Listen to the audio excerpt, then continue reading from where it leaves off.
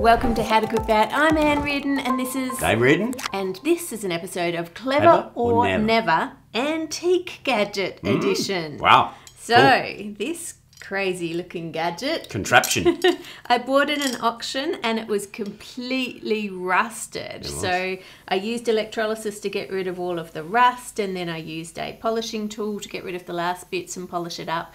Then put oil on it and baked it in the oven to get this nice coating and to stop it from going rusty again. Now there's still a bit of a problem with it. It's really, really loose. So at some points it's not connecting with the gear anymore. But I couldn't fix that. I tried. Well, you did a great job. It was a mess when you got it, and it is quite...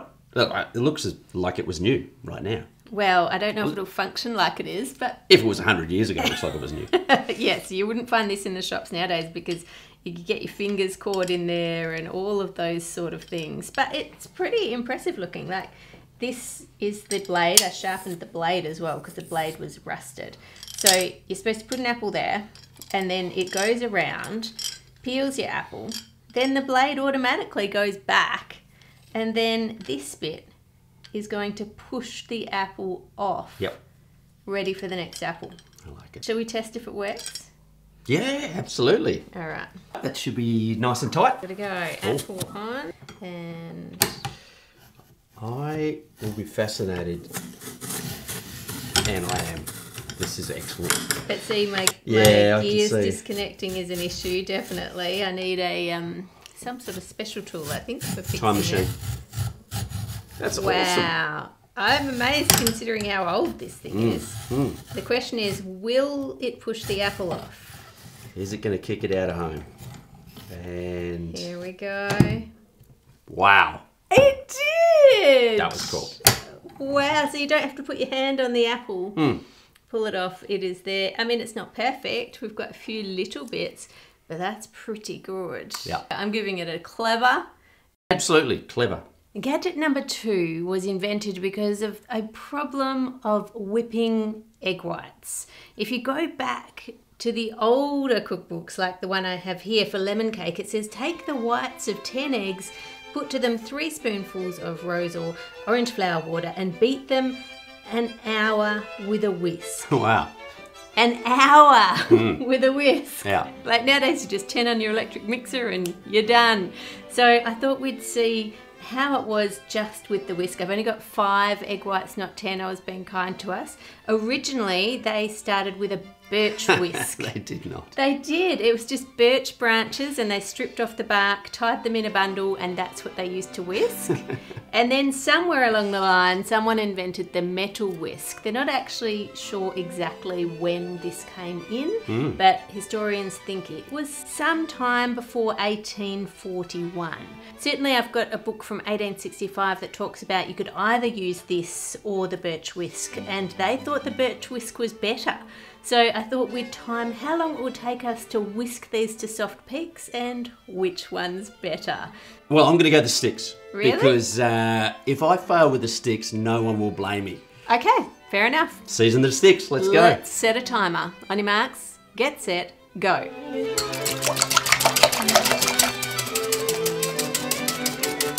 Whew, that arm's tired.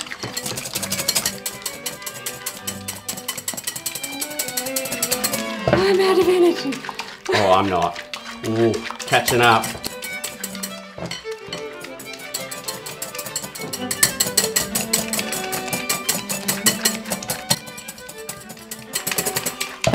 It's getting there. Still not quite stiff, Pete. All right, I think that's pretty good. I'm not. I'm so tired though. That was a lot of effort. You feel a lot faster than me. I just feel like I'm... maybe it's the sticks. Maybe it's the sticks. Probably the sticks. Because look how many wires I have compared to how many sticks you have. Do you want to swap? No, because then you'll prove that it wasn't the sticks. But I do want to know if the sticks work. All right, you go. Because maybe this is why it took an hour. Do you want me to do this one? That didn't take me an hour. This one is not there yet, so let's give it a whisk and see. Ah! Got it all down me. Not good. No.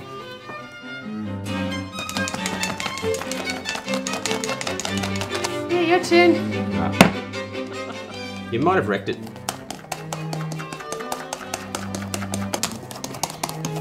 This is whiskey business. It's actually getting there. I mean, look at that. It's at the soft peak stage. It's definitely a lot slower than this one was, but I am wondering if I had more sticks, would that have made it quicker? I'm not actually sure, but either way, they use a lot of arm strength and tire your arm out because it's very repetitive, so I can understand why they tried to come up with solutions for this problem. Before we look at that though, I wonder if you know that Dave doesn't usually just taste bad food and whisk egg whites. I reckon they know. Dave is actually an author. He wrote the book The Deep Enders, which recently won an award. Yeah, it did, which is pretty cool. I got to go over to the US to go to a conference, home conference with a couple of thousand young book enthusiasts. Even met all these young people who have got dog-eared copies of my book and were big fans of it.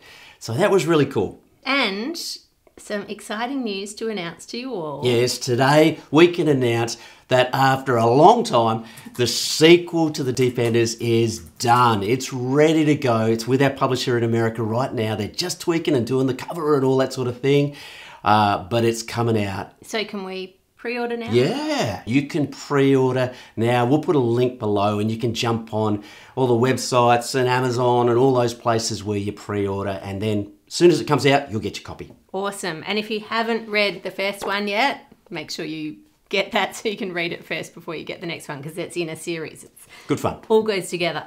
All right, I'm excited. Well done. Thanks. You've done an amazing job. Dave used to be a journalist, so he's a very good writer.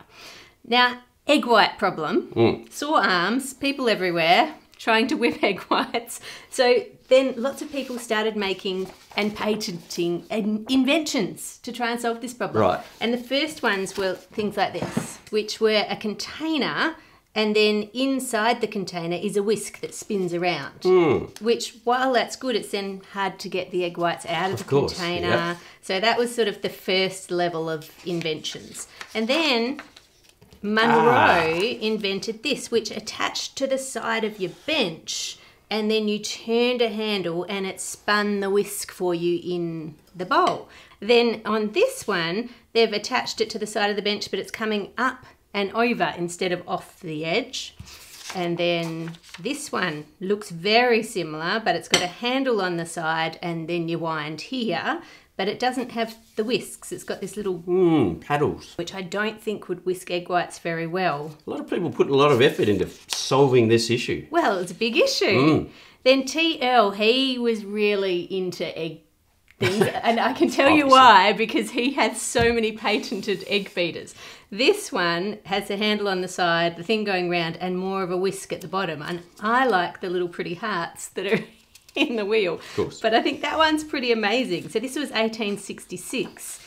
And then T. Earl again. He moved the handle to the top, and then you wind, which that looks pretty similar to the rotary beaters you have now. But he filed this patent in January of 1870. And then if we move on to May of 1870, this guy, Williams, who's credited with inventing the rotary egg beater. Controversial. He patented this one, which I think is fascinating that these are only a few months apart. They both lived in Rhode Island. I'd love to know if they knew each other. Wow. Competitors. This is like sleuthing, 1870 culinary crimes. Did he copy this one? We'll never know. So anyway, that was the one that then the Dover Stamp Company, that was a manufacturing company, bought this patent, and they also bought the one that attached to the bench, and then they started manufacturing them, and they're the ones that took off. Some of you may have had one like this or similar to this. The original 1870 ones are quite expensive now. They sold very cheaply back in the day and everybody had one. I'm going to get you to test how long egg whites take to beat using a rotary beater. And while you do, I'm going to read to you from an old book from 1886. 4 years ago, without prevision that one of the blessings of my life was coming upon me, I paid a visit to my house furnisher. he had a new egg beater for sale. "Vanitas vanitatum," I said, waving it from me. "But it comes well recommended," he remarked quietly. "But as you say, so many of these things are humbugs. Will you oblige me by accepting this gift and giving it a fair trial and letting me know just what it is? I'll send it up with the rest of your articles." For 3 weeks I blushed to write. The Dover hung untouched in my kitchen closet. At last I took down my gift. Dover egg beater, patented 1870, is stamped upon the circumference of the iron wheel. Egg whipping ceased to be a bugbear for me that day of which I speak. Light, portable, rapid, easy, and comparatively noiseless, my pet implement works like a benevolent brownie. If I could not get another, I would not sell mine for $50, nor 100. Stick peaks. So it's clever. Yeah, definitely. Very clever. Now, only 15 years after that invention, the first electric mixer was made, because electricity came on the scene. And then a little while after that, then Hobart, which is the KitchenAid company, made the first industrial mixer that went into restaurants and cafes in America. Wow. And then in 1919, KitchenAid made the first home mixer for people just at home. But it weighed 65 pounds. Okay, that's heavy. And it cost $189, which is equivalent of $3,000 today, which they're still expensive today, but they're not that expensive. So it was only very wealthy households that could afford one. And then in the 1930s, Sunbeam made the Sunbeam Mixmaster, which was a lot smaller, and it was an electric mixer that went into a lot of houses. And then somewhere along the line, an Australian invention came out called the Can wondamixer. Come on now, go Aussie.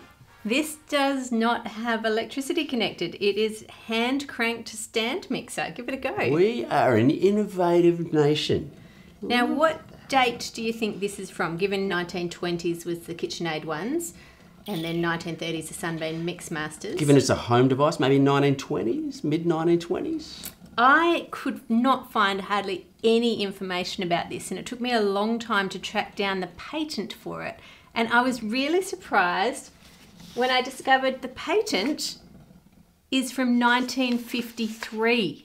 Okay, so we're not that innovative then. So I was like, why would we have this when electric mixers already existed? Because power is expensive. That's exactly right. Apparently the uptake of electrical appliances was really, really slow because power was so expensive. And so the only things that really had good coverage were toasters and kettles. And that was it. This advert in a newspaper from 1956 has here the Sunbeam Mixmaster. So we had those. But if you look down the bottom, not only does it have the Mixmaster, it has the Can Wondamixer for sale. So they're selling both of these. One's £7 and one is £28, which, what's £7 in today's dollars? £7 in today's dollars is $142.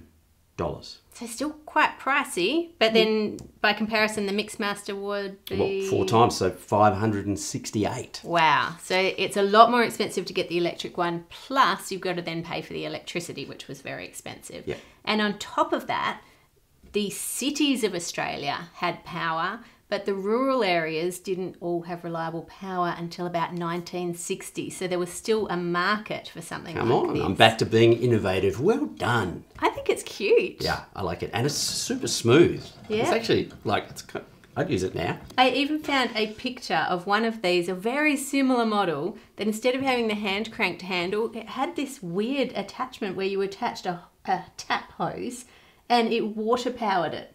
Oh. How clever is that? Wow. So that's very cool, and I really like it. It's very cute, and it has a little juicer attachment here so that you can juice stuff straight into the bowl. It also had apparently a little egg separator that went there as well, but it didn't come with that, the model that I got, and this is not the original bowl either. So it's pretty cool. I like it. Yeah, I think it's fantastic. So should we test it out and see if it actually works? Let's give it a crack. Go, fast as you can. It almost needs a handle out here. Can I try? Yep.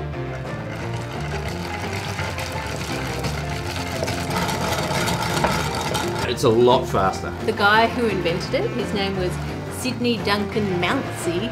If you are related to the people who made this, hit us up in the comments. I'd love to know more about it and the full story of it. Well done. We're giving this a clever. Very clever. With thanks so much to all my patrons for your support that allows us to make videos like this and buy crazy antique gadgets to review. If you'd like more videos like this, make sure you give a like, a comment, share, and watch more videos. Yes. Make it a great week by being kind to others, and I'll see you on Friday. And pre-order Dave's book. Oh yes, very good. Bye.